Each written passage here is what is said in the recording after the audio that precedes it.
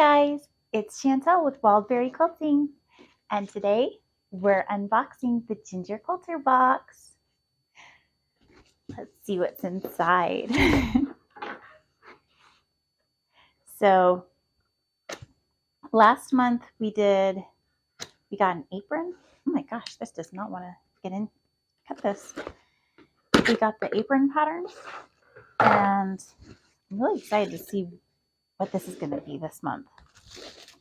Ooh, I already see some goodies. All right. Oh, this actually looks familiar. Okay, so our pattern is called Simple Stars, and it is just a star block kind of pattern. It's very pretty. I like it. That's right up my alley. I love star quilts. And got some candy.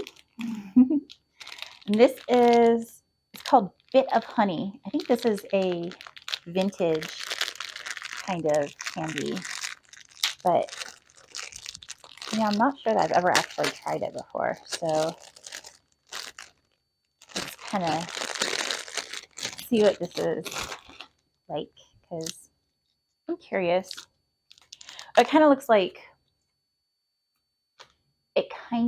like some kind of taffy or like peanut butter flavored taffy. It says nutty little honey chews. So, oh, it's very chewy. Oh, like it sticks my teeth together.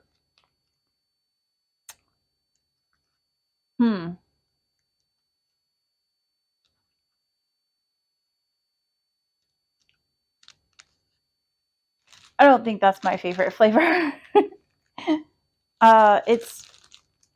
It's like it has a honey, but also like a coffee kind of a flavor to it too. And it just really just sticks to your teeth. So, and then just sits there in your mouth, stuck to your teeth for a long time. I feel like that little bit that I took is still just as big and stuck to my teeth. I'm going to be chewing on that the rest of the video. Maybe that was a mistake trying that. Note to self for next time. Maybe my kids will like it. Oh, what's this? Okay, so I've got like this little kind of rose-colored vegan leather pouch, and when I'm opening it up, it looks like it's full of maybe sewing machine cleaning type tools or makeup brushes. These look like makeup brushes to me.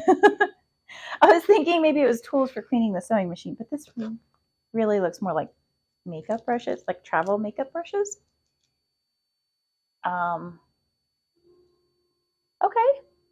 I wonder if that's supposed to be just regular makeup stuff, or if the idea is that you could use it for cleaning your sewing machine. I'm not sure. Maybe I should check out what it says. Sewing machine cleaning brushes. So it is supposed to be for cleaning your machine. Candy. If you look at these and thought, or if you looked at these and thought, why did she send us makeup brushes? Then you might be onto something. When researching machine cleaning kits, I realized they were all just little makeup brushes. So I got clever and sent you a set. These are going to be useful for cleaning the lint and dust out of your machine. Good sewing starts with good tools, and if you need to use one as a makeup brush, consider it a bonus. Oh, okay. You know, I like thinking outside of the box, so it's true, like those little tiny swabs that we use on our sewing machines, they actually did start out as makeup brushes. So I see where she was going with that. That's smart thinking. I do like thinking outside the box. So next we've got a friction pen, and actually it's a friction marker. And these,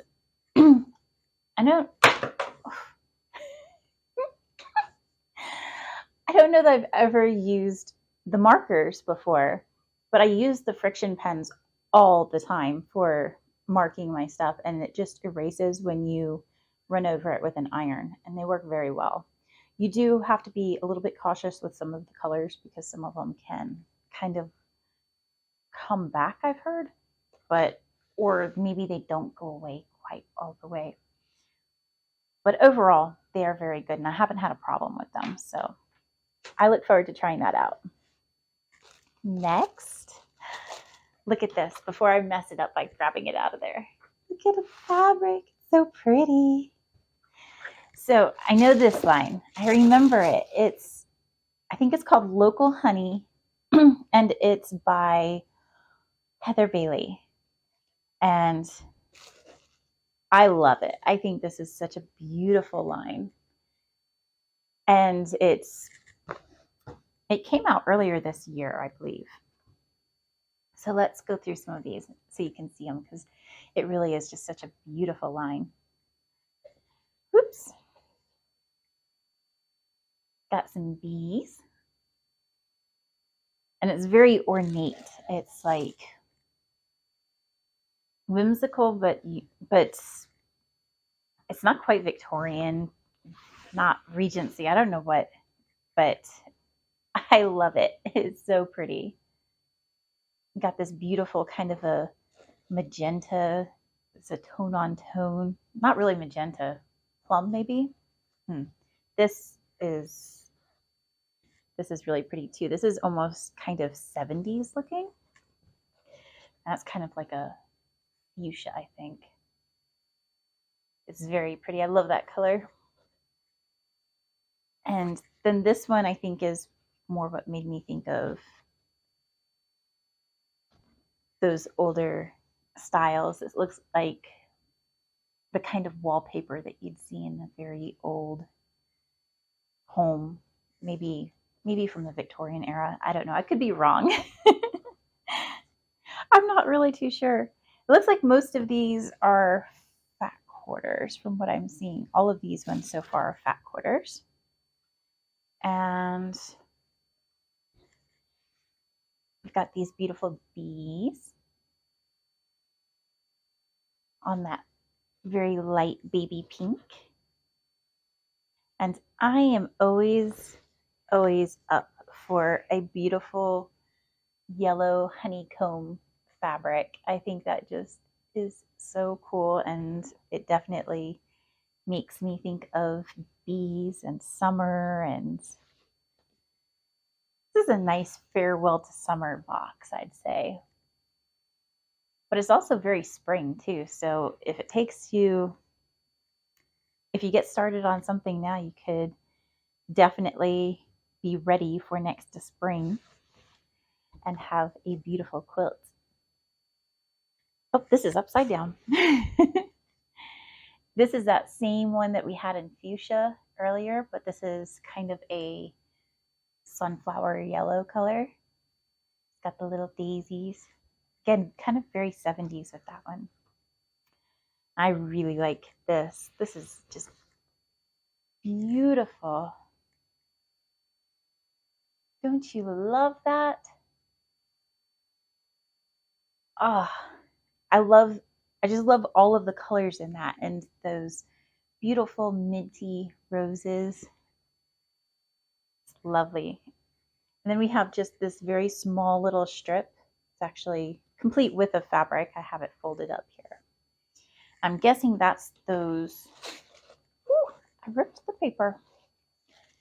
I'm guessing that's the little squares that we have in between the star blocks. These little, focus camera, please.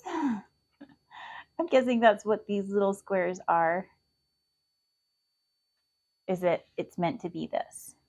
So, and it looks like she even gave us the white fabric for our background, which is awesome.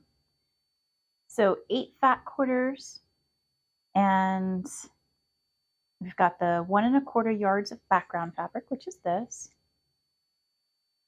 Fabric C is 1/8 of a yard of the cornerstones. So I guess this is the 1/8 of a yard. And then you need sashing, border, binding, and backing. So all of those, I believe, are ones that you would have to get separate.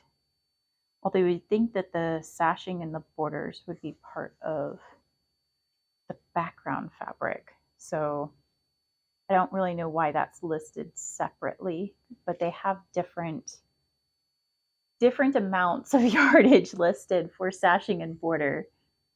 And then the backing fabric is, or the background fabric is listed separately from that. So I'm not sure what's going on there, but you know, even if you needed, I don't know, that just seems like that should be the background, and the background and the